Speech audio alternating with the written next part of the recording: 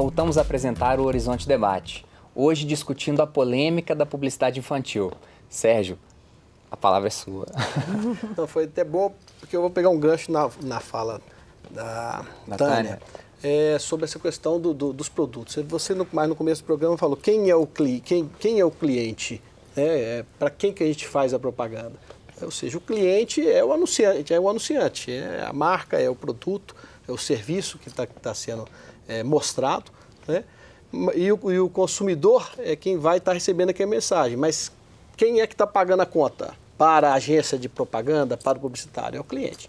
Muitas vezes a gente tem como escolher cliente, outras vezes não. Alguns publicitários estabelecem suas regras. Esse tipo de cliente eu atendo, esse tipo de cliente eu não atendo. Alguns podem se dar o luxo de escolher mais do que outros, né? O Washington Oliveto, por exemplo, nunca fez propaganda de cigarro, era contra. Então, podia se dar o luxo numa época em que a propaganda de cigarro era mais liberada. A nossa pesquisa, inclusive, fala um pouquinho sobre isso numa das últimas versões, onde a gente estudou um pouco do licenciamento de produtos infantis, de personagens de gibis para produtos infantis. Então, nós pegamos um recorte, damos muito sobre os personagens do Maurício de Souza. Ou seja, no início do licenciamento que ele fazia dos seus personagens, ele não tinha muito critério. Então, ele licenciava mais de forma indiscriminada. Eram propostas. O produto vinha, propunha, eu quero licenciar a Mônica, o Cebolinha, a turma da Mônica, para colocar no meu produto, no macarrão instantâneo, no biscoito, nisso aqui. E ele ia licenciando. Mas ele começou a ser muito criticado, né, justamente porque uma série desses produtos não possuía valor nutricional nenhum e aí comprometia a imagem do próprio personagem dele, ou seja, isso para ele passou a ser visto como uma perspectiva negativa para o personagem. E teve que rever, né, ou seja, teve que rever os processos de licenciamento para que ele também não se comprometesse, ele tem lá a sua responsabilidade e o fez.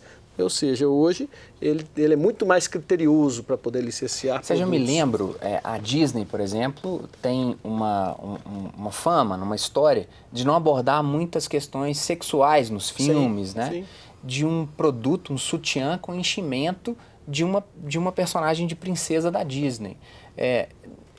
Essa teoria do capital, assim, tem hora que ela extrapola um pouco, não tem? Assim, de querer apertar questões de erotização, porque erotizar uma menina a comprar maquiagem ou um produto que a deixe mais sensual. Eu acho que tem alguns excessos de interpretação, né? Porque eu acho que o que você falou, assim, a Disney tem esse cuidado. Sim. Né? O Maurício de Souza hoje tem um cuidado. Na medida em que as pessoas vão se atendo assim, para os níveis de responsabilidade que tem sobre o que estão propiciando de consumo para as pessoas, quem tem responsabilidade se enquadra.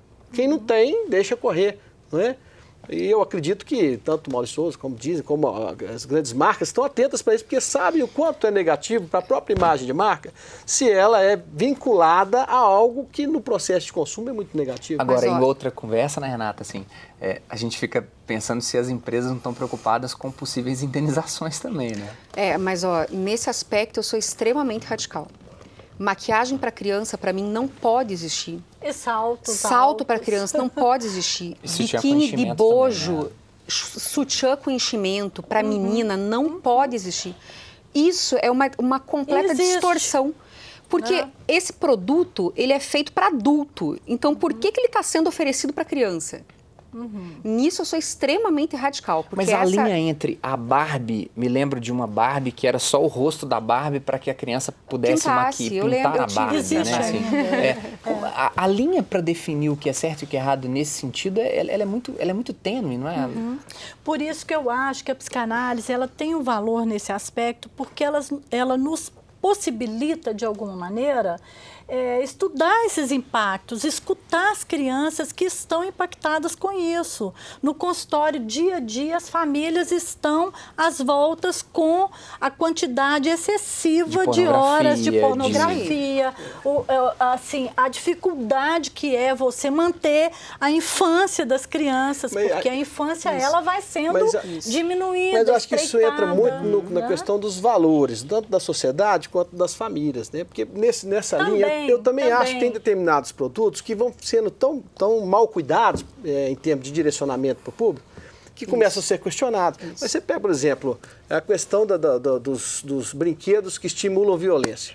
Então, a revólver de espoleta, que na minha infância não tem comum, hoje não se usa mais. Então, vários tipos de brinquedos que para não se usa mais, mas se usam os jogos eletrônicos que exterminam, que matam, que agridem. Então, vai mudando a configuração. São adaptações. Desses brinquedos. Nesse aspecto, a criança vira um objeto, né?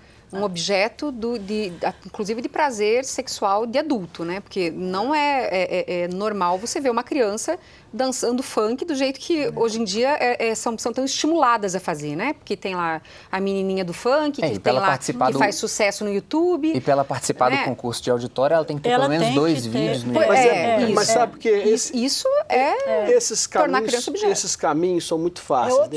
Você que é da área de psicologia sabe que o que move o ser humano são as funções de vida e de morte. Não é?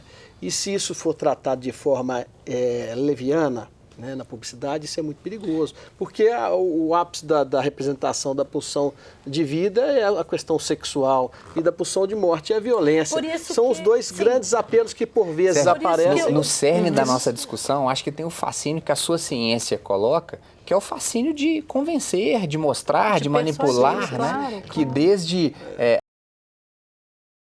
massas e do ego, Freud vai usar lá Gustave Le Bon, que Hitler gostava de ler porque era um indivíduo que falava sobre a manipulação de massas. Essa nossa conversa, ela está exatamente no fascínio que a publicidade gera em todos nós.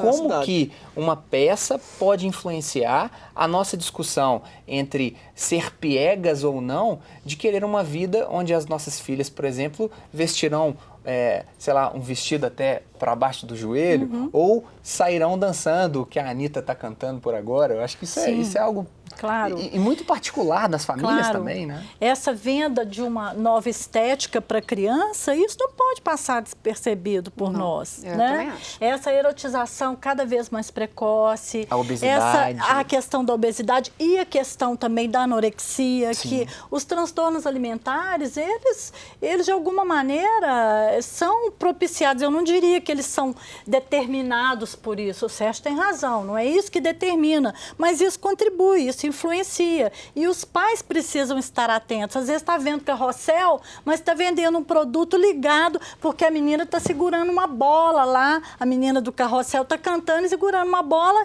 que todo mundo no outro dia vai querer ter, ou que uma meia 3/4 que todas as crianças vão querer ter. Mas é mais do que isso, é mais do que o objeto. É o modo como essa menina se senta, se porta, se veste, fala. As verdades e mentiras que tem incluídas na trama da novela. Exatamente, na trama da novela. E mais do que isso... Como se o menino negro fosse o menino excluído, e aí ele vai ser excluído sempre, a menina bonitinha, do olhinho clarinho. Vai ser sempre benquista. E não é verdade, né? Todos lutam por uma inclusão, né? São muitos equívocos, eu acho, e a gente não tem que se ocupar tanto desses cuidadosos. Nós temos de nos ocupar dos descuidados. Esses é que são os perigos. Aí a lei entra nessa os perigosos para nós, né? A lei entra nessa hora. Os cuidadosos não.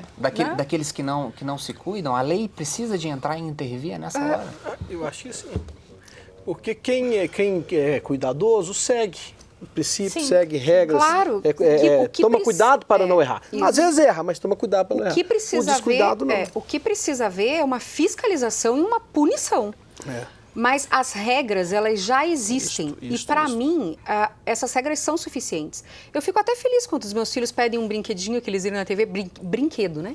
Porque hoje em dia o que eles pedem são outras coisas. Então, as nossas crianças, elas estão sujeitas a essa adultização muito cedo, inclusive porque elas ficam expostas à televisão no momento que não é adequado para elas. Então, elas estão lá vendo uma propaganda que não é adequada para elas. Né? E querem aqueles objetos que não são adequados para a idade delas. E conseguem encontrar objetos similares que são voltadas para essa faixa etária. É o caso de maquiagem, por exemplo, de sutiã, de sapato de salto, etc. Né? Que as meninas, nesse aspecto, são muito mais vulneráveis a isso do que os meninos. Porque isso... não só vende, né, a imagem, mas vende um modo de viver e de ser. E as famílias acham lindo, né?